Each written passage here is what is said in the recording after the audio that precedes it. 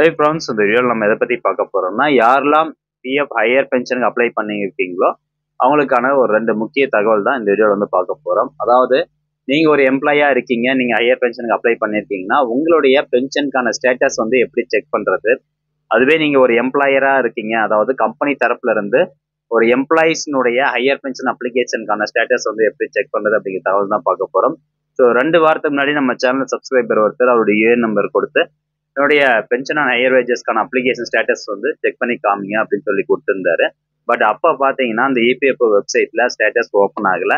But இப்போ open ஆகுது. So எல்லாருமே நீங்கள் வந்து செக் பண்ணி பார்த்துக்கோங்க.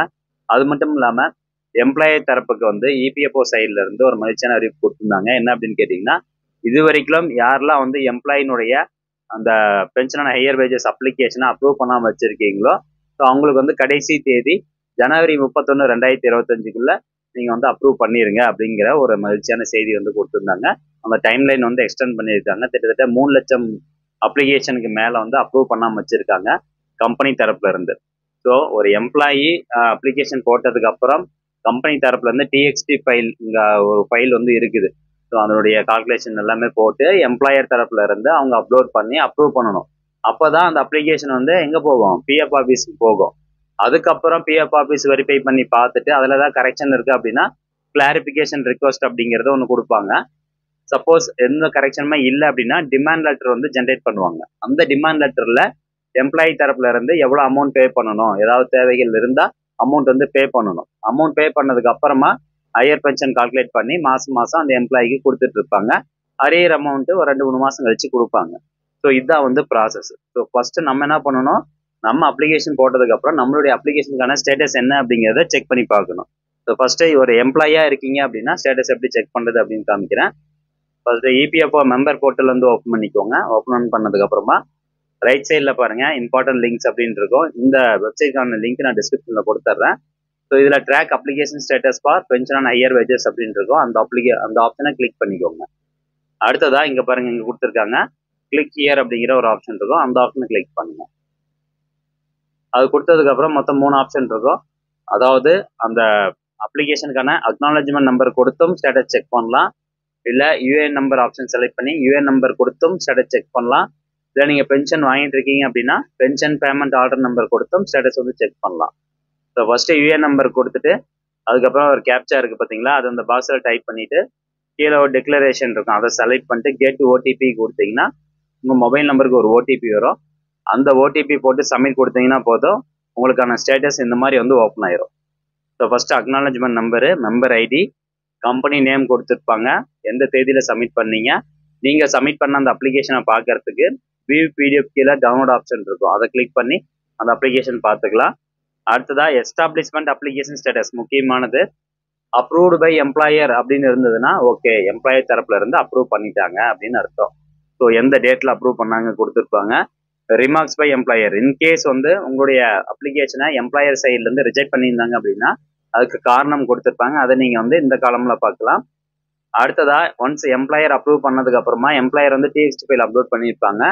அந்த டிஎக்ஸ்டி ஃபைலினுடைய ஸ்டேட்டஸ் அதை நீங்கள் வந்து டவுன்லோட் பண்ணி அந்த டிஎக்ஸ்டி ஃபைலில் உங்களுக்கான வேஜஸ்லாம் எவ்வளோ போட்டிருக்காங்க அப்படிங்கிறத இந்த ஒரிஜினல் பிடிஎஃப் அப்படிங்கிறதுல பார்க்கலாம். நெக்ஸ்ட் பார்த்தீங்கன்னா correction instar PDF, clarification on PDF. In case PF office தரப்புல இருந்து கிளாரிஃபிகேஷன் கேட்டிருந்தாங்க அப்படின்னா உங்களுக்கு இதில் வந்திருக்கும். டவுன்லோட் பண்ணி என்ன கிளாரிஃபிகேஷன் கேட்டிருக்காங்க அப்படிங்கிறத பார்க்கலாம். ஃபைனல் அப்ளிகேஷன் ஸ்டேட்டஸ் தான் ரொம்ப முக்கியமானது. இதில் அப்ரூவல் இன் இ ஆஃபீஸ் அப்படின்னு இருந்ததுன்னா பிஎஃப் ஆஃபீஸ் தரப்புல இருந்து உங்களுடைய அப்ளிகேஷன் இன்னும் வெரிஃபிகேஷன் ஸ்டேஜில் தான் இருக்குது அப்படின்னு அர்த்தம். ஒன்ஸ் பிஎஃப் ஆஃபீஸ் தரப்புல இருந்து வெரிஃபை பண்ணிட்டாங்க எல்லாமே ஓகேங்கிற பட்சத்தில் இந்த டிமாண்ட் லெட்டர் பிடிஎஃப் அப்படிங்கிறது இருக்கும். ஸோ இந்த பாக்ஸில் போயிட்டு நீங்கள் டவுன்லோட் பண்ணி டிமாண்ட் லெட்டரை வந்து பார்க்கலாம். டிமாண்ட் லெட்டரில் கொடுத்துருப்பாங்க, இன்கேஸ் நீங்கள் அமௌண்ட் ஏதாவது பே பண்ண வேண்டியது இருந்தது அப்படின்னா அதில் எவ்வளோ அமௌண்ட் பே பண்ணணும், எந்த தேதிக்குள்ளே பே பண்ணணும்னு கொடுத்துருப்பாங்க, எப்படி வந்து பே பண்ணணும் அப்படிங்கிறது எல்லாமே கொடுத்துருப்பாங்க. ஸோ அதில் போயிட்டு நீங்கள் டிமாண்ட் லெட்டர் டவுன்லோட் பண்ணி அந்த பேமெண்ட் வந்து எவ்வளோ பண்ணணுமோ அதை நீங்கள் பண்ணிட்டீங்கன்னா உங்களுக்கு ஹையர் பென்ஷன் கிடைக்கும். சப்போஸ் டிமாண்ட் லெட்டர் ஜென்ரேட் ஆயிடுச்சு அப்படின்னா நிறைய பேருக்கு இருக்கக்கூடிய டவுட் என்னன்னா, டிமாண்ட் லெட்டர் ஜென்ரேட் ஆகிருக்கும். இப்போ உதாரணத்துக்கு 1 லட்ச ரூபா கட்ட சொல்கிறாங்கன்னா, நான் 1 லட்ச ரூபா கட்டினேன்னா எனக்கு எவ்வளோ வந்து ஹையர் பென்ஷன் கிடைக்கும் அப்படிங்கிறது எப்படி கால்குலேட் பண்ணுறது அப்படின்னு ஒரு டவுட் இருக்கும். ஸோ அதுக்கு பார்த்தீங்கன்னா இந்த பேஜில் கால்குலேட் யுவர் பென்ஷன் அப்படின்னு இருக்கும், அந்த ஆப்ஷன் வந்து கிளிக் பண்ணணும். ஸோ இந்த ஆப்ஷன் எப்போ ஒர்க் ஆகும்னா டிமாண்ட் லெட்டர் ஜெனரேட் ஆயிருந்தால் மட்டும்தான் இந்த ஆப்ஷன் வந்து ஒர்க் ஆகும். ஸோ உங்களுக்கு நான் அடுத்த வீடியோவில் எக்ஸ்பிளைன் பண்ணுறேன். டிமாண்ட் லெட்டர் ஜென்ரேட் ஆன ஒரு பர்சனோட அப்ளிகேஷன் ஓப்பன் பண்ணி அந்த பென்ஷன் வந்து எப்படி கால்குலேட் பண்ணுறது அப்படிங்கிறத அடுத்த வீடியோவில் எக்ஸ்பிளைன் பண்ணுறேன். ஸோ இப்போதைக்கு ஸ்டேட்டஸ் செக் பண்ணுறது தெரிஞ்சுக்கோங்க. அதே மாதிரி இது வந்து எம்ப்ளாயி தரப்புலேருந்து ஸ்டேட்டஸ் செக் பண்ணுறது. இதே ஒரு எம்ப்ளாயராக இருந்தீங்க அப்படின்னா இபிஎஃப்ஓ எஸ்டாப்ளிஷ்மெண்ட் லாகின்ல போயிட்டு கம்பெனியினுடைய யூசர் ஐடி பாஸ்வேர்ட் போட்டதுக்கப்புறம் இந்த மாதிரி ஒரு பேஜ் ஓப்பன் ஆயிரும். ஸோ இதில் சொல்லியிருக்காங்க பாருங்க, லாஸ்ட் டேட் 31/1/2025. ஸோ அதுக்குள்ளார வந்து எம்ப்ளாயினுடைய ஹையர் பென்ஷன் அப்ளிகேஷனை நீங்கள் அப்ரூவ் பண்ணிடணும் அப்படிங்கிறது வந்து ஒரு நோட்டிஃபிகேஷனாக கொடுத்துருக்காங்க.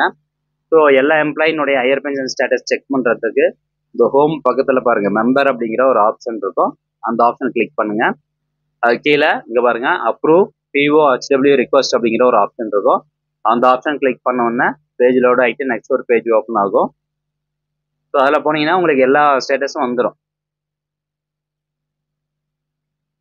ஓகே, இப்போ இந்த மாதிரி வந்து இருக்குது. ஸோ ஃபர்ஸ்ட் வந்து பெண்டிங் ரிக்வஸ்ட். இப்போ எந்த எம்ப்ளாய்க்காவது நீங்கள் அப்ரூவ் பண்ணாமல் இருக்காங்க கம்பெனி தரப்பில் அப்படின்னா இந்த பேஜில் ஓப்பன் ஆயிரும், டேட்டா வந்து ஓப்பன் ஆயிரும். அதை நீங்கள் அப்ரூவ் பண்ணணும். அடுத்ததா அப்ரூவ்ட் ரிக்வஸ்ட் அப்படின்னா இது வரைக்கும் அந்த எம்ப்ளாயர் அதாவது கம்பெனி தரப்புல இருந்து எந்தெந்த எம்ப்ளாய்க்கெலாம் அந்த அப்ளிகேஷன் அப்ரூவ் பண்ணியிருக்காங்களோ அதற்கான டீட்டெயில்ஸ் இருக்கும். அதை நீங்கள் செக் பண்ணி பார்க்கலாம். அடுத்தபடியாக rejected request. Then next demand letter யாருக்கெல்லாம் ஜென்ரேட் ஆயிருக்கு அப்படின்னு பார்க்கறதுக்கு இந்த டிமாண்ட் லெட்டர் ஜென்ரேட்டர் அப்படிங்கிற ஆப்ஷனை கிளிக் பண்ணி பார்க்கலாம். ஸோ இந்த கம்பெனிஸ் பொறுத்த வரைக்கும் மொத்தம் 7 பேருக்கு டிமாண்ட் லெட்டர் ஜென்ரேட் ஆயிருக்குது.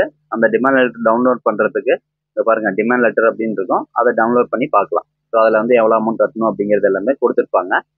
அடுத்ததாக கிளாரிஃபிகேஷன் ரிக்வஸ்ட். அதாவது ஃபீல்டு ஆஃபீஸ் தரப்பில் வெரிஃபை பண்ணும்போது ஏதாவது ஒரு கிளாரிஃபிகேஷன் அவங்களுக்கு இன்னும் தேவைப்படுது அப்படின்னா அதை ரிட்டர்ன் பண்ணியிருப்பாங்க. அந்த அப்ளிகேஷனை எம்ப்ளாயருக்கு ரிட்டர்ன் பண்ணுவாங்க. அதே மாதிரி எம்ப்ளாயினுடைய பென்ஷன் ஸ்டேட்டஸ்லேயும் நீங்கள் செக் பண்ணி பார்த்துக்கலாம். ஸோ அவங்க என்ன கிளாரிஃபிகேஷன் கேட்குறாங்களோ அதுக்கு அகேன்ஸ்டாக கம்பெனி தரப்புல இருந்து கிளாரிஃபிகேஷன் கொடுத்தாங்க அப்படின்னா எகெயின் வந்து பிஎஃப் ஆஃபீஸ் தரப்புல இருந்து வெரிஃபை பண்ணி பார்த்துட்டு உங்களுடைய அப்ளிகேஷன் எகென்ஸ்டாக டிமாண்ட் லெட்டர் ஜென்ரேட் பண்ணி கொடுப்பாங்க. ஸோ இதுதான் வந்து ப்ராசஸ். ஸோ இப்படி தான் ஒரு அப்ளிகேஷனுக்கான ஸ்டேட்டஸ் வந்து செக் பண்ணி பார்க்கணும். கண்டிப்பாக அந்த தகவல் உங்களுக்கு பயனுள்ளதாக இருக்கும். ஏன்னா இப்போ ஜனவரி 31 வரைக்கும் லாஸ்ட் டேட் சொல்லியிருக்காங்க. ஸோ அதனால எல்லாருமே வந்து செக் பண்ணி பார்த்துட்டு TXT ஃபைல்லாம் கம்பெனி தரப்புல இருந்து அப்லோட் பண்ணி கம்பெனியை முதல்ல உங்களுடைய அப்ளிகேஷன் அப்ரூவ் பண்ணியிருக்காங்களா அப்படிங்கிறத பாருங்க.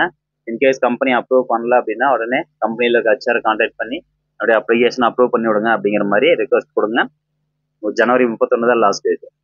ஸோ ஃப்ரெண்ட்ஸ், கண்டிப்பாக இந்த வீடியோ உங்களுக்கு பயனுள்ளதாக இருக்கும் அப்படின்னு நினைக்கிறேன். மீண்டும் அடுத்த ஒரு நல்ல பதிவில் சந்திக்கலாம். நன்றி, வணக்கம்.